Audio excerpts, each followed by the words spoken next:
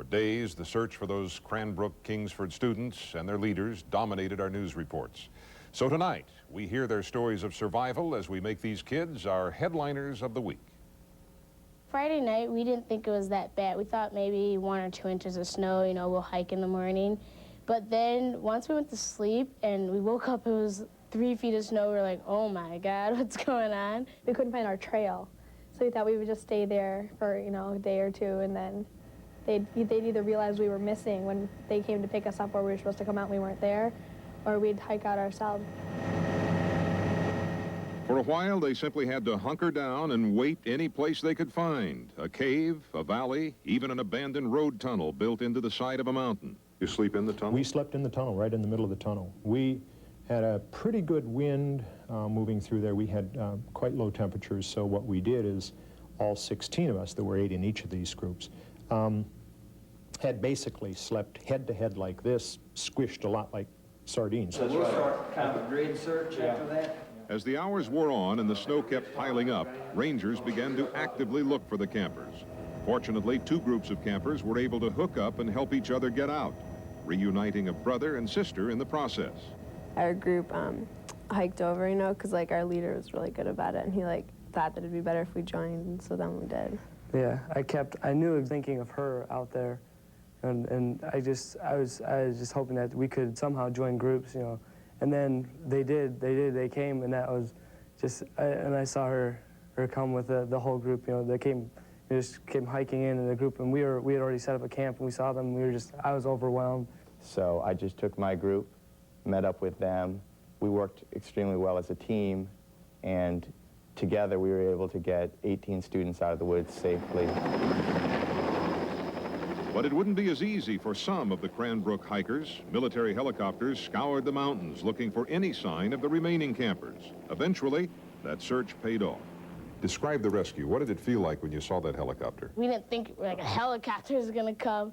And so after we did that, then all of a sudden it came back and like everything was blowing everywhere. The tarp flew off, and the guy came down. He was really cool. He was saying, don't try to save your sleeping bags and stuff, because what's important was your life. And the hard part of the ordeal was over. Members of that group of Michigan school students who'd been lost are safe and back home this morning after their rescue earlier this week. Roger Weber reports on a tearful reunion. Lost and found, from the icy wilderness in the Smoky Mountains to a warm homecoming in Michigan. Nakadar was as lost in the crowd as he was in the mountains. Then he found his dad. Great to see him back. I tell you, we were longing for each minute to see him back here. I have never missed anyone more in my life. I was out there, and all I wanted was Mom and Dad. It's sheer exhilaration. I mean, you've been in the depths of despair. Yeah. We're happy to see her. It's just, there's nothing like it. So well prepared. The program is terrific. She had great. That was fun. Your leaders were? Yeah, leaders were great. Yeah, they really helped. Do you feel like you really bonded with some of your friends down there? Oh yeah, I mean, and it really helped, like, because now it's like you met people, you know, that you didn't really know before. And this whole experience is just like, I don't know, it's kind of like a personal experience, like to find your individual self.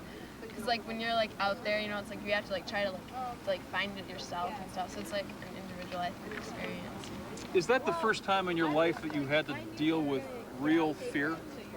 Well, we weren't really that afraid because our like leaders like didn't really like, you know, like we didn't know that the helicopters were even looking for us.